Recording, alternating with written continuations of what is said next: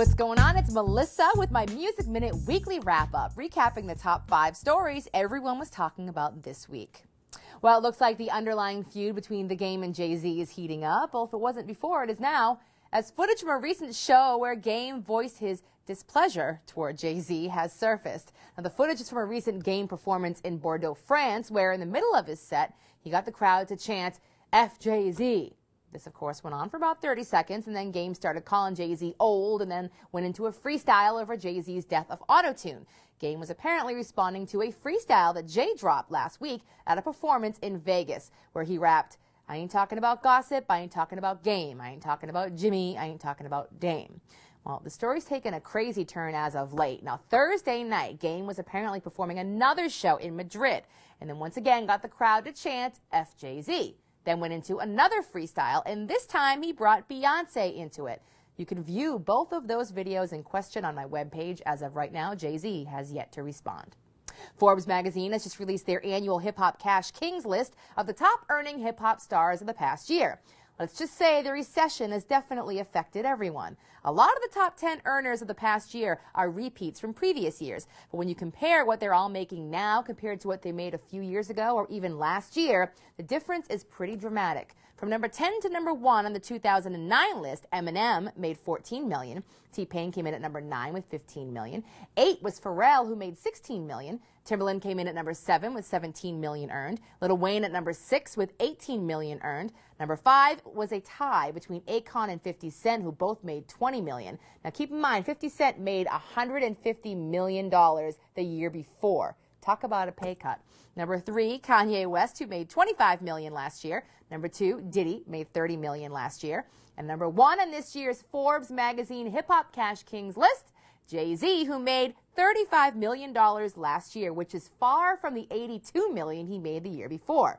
To put all this into perspective, last year, the top 20 Hip Hop Cash Kings made $500 million. This year, only $300 million, a 40% drop.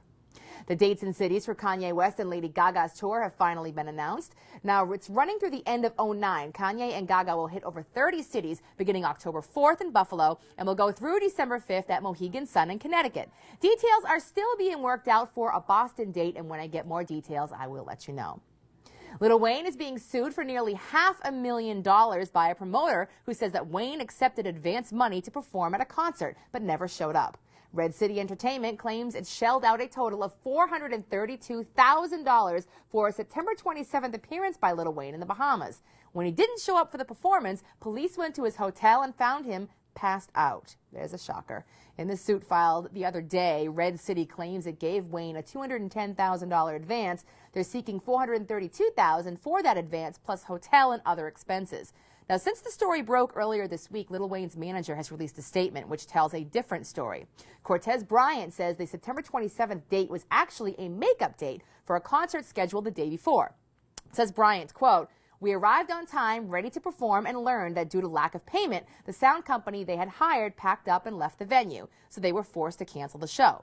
He goes on to explain that after several requests by the promoters, Wayne agreed to reschedule the show for the next night, which happened to be his birthday. But Wayne's agreement to perform was contingent on the promoter's promise to ensure that all arrangements surrounding the performance were up to a certain standard, which they weren't. According to Bryant, the security was horrible and the sound system was not as adequate levels. And that's when Bryant told the promoters that Wayne was not going to perform, and I will keep you posted if and when a settlement is reached. More than a week after Michael Jackson's death, his album sales continue to soar. Over the past week, Michael's album sold an amazing 800,000 copies. What's even more crazy is that in this iTunes era, most of those albums sold, 656,000 of them, were actually physical CDs that people went into the stores to buy. The #1 selling album in the U.S. this week is Michael Jackson's #1's collection, which sold 339,000 copies. The #2 selling album is Thriller, which sold 187,000 copies. And as for digital downloads, Michael has 5 out of the top 10 spots, with Man in the Mirror ranking as the second best-selling song in the U.S. with sales of 159,000 copies. And overall this week, Michael's song sold a total of 2.2 million downloads. Don't forget you can listen to the Music Minute every morning on the Ramiro and Pebbles Morning Show. You can get caught up online as well on my webpage at jayman945.com, keyword Melissa. And don't forget to follow me on Twitter, Melissa945. Thanks for watching.